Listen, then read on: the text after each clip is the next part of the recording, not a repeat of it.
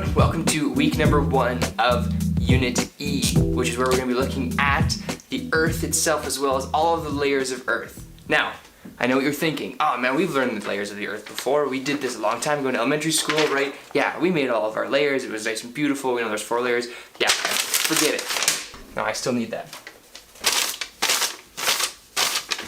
We're actually going to be applying a lot of what you guys have already learned about the different layers of the Earth. But what we are going to do is we're going to add to it. Make sure in your handout, you're in section D. Okay, so section D, where you should have an image that looks just like this, a big empty triangle. We're going to add a little bit to it so we can understand what we're trying to learn when it comes to the layers of the Earth. Now the first thing that we're going to do is we're going to draw the layers that you already know. So let's start at the very top of our image. So I'm going to start here. You can follow along with some colors, it's up to you, but make sure that you're following along as closely as possible. If we start with the top, we're going to draw basically what we live on, which is the crust. We already know that.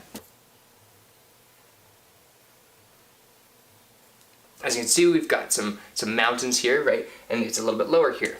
Because what we're actually going to draw is the whole Earth isn't just one big piece of dirt, because there's a whole bunch of water on top. So here we've got an ocean, and here we have the land, right? And this is the land that we live on, which we call the continent. Awesome. So here we have the crust. Okay, this is something we're familiar with already. Now the crust, we're going to label it. So as we can see here, obviously the crust, as far as how thick it's going to be, it's actually going to differ depending on whether you're on the continent or in the ocean, right? If you're in the continent, it's going to be thicker, whereas if you're here below the ocean, that crust is actually going to be thinner. So it's going to be anywhere from about 10 to 90 kilometers. Now the next we're going to look at is the mantle. We know that the next layer of the Earth is mantle. Now as we dig down, we actually find that for every kilometer that we're digging, the temperature will actually change by about 25 degrees Celsius. Now we know that that can't happen all the way down to the center of the Earth, otherwise the center of the Earth would be hotter than the sun. So there's going to be some fluctuations as we go deeper and deeper into the Earth. When we look at the mantle, it is getting much, much warmer. So let's label that here.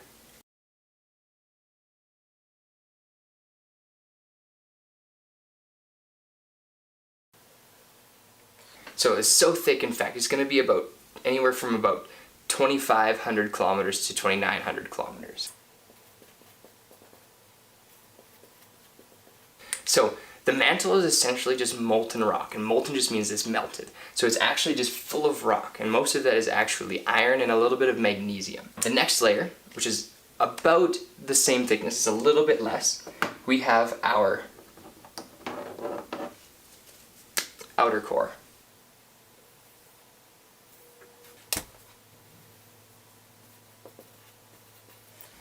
Now our outer core is actually going to be about 2,200 kilometers or so. The outer core, it's also liquid. This rock is so hot that it is just remaining liquid all the time. Now it's mostly iron still with a little bit of nickel. But as we go even deeper, we get into our last layer, which we already know is the inner core. Now the thing with the inner core is it's obviously very hot. But because it's the center of the Earth, it has all the weight of all of this on top of it. So there's actually also a lot of pressure.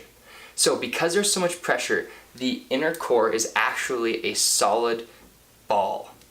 Now that solid ball is made mostly of, again, iron with a little bit of nickel. There's about 80% iron. Now the inner core is about 1,200 or so kilometers thick. Now, as we said, this is stuff that we already know. Maybe the actual thickness you didn't know, but these are the layers you're already familiar with. So what we want to do is we want to add on to that. So we know what is at each of these layers, but what we haven't talked about is how these layers compare to each other, and we actually look at their physical or their mechanical properties. Now if we look up here at the crust, we know that the crust is hard, right? It's solid rock. And so we have what we call the lithosphere. The lithosphere. Now the lithosphere is the solid portion of the outer surface of the Earth. Now obviously it's going to include the crust. We know that. We know this is solid.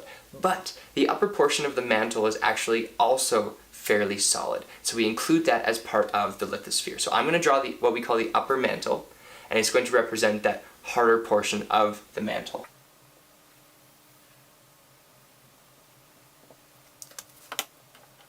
So these two layers together is what makes up the lithosphere. Now, when we look at the rest of the mantle, we have kind of this middle portion here where it's not solid, but it is liquid. But because we know that fluids, like liquids and gases, are going to transfer heat in a certain way, this fluid is actually always moving. So this is the part that we call the asthenosphere.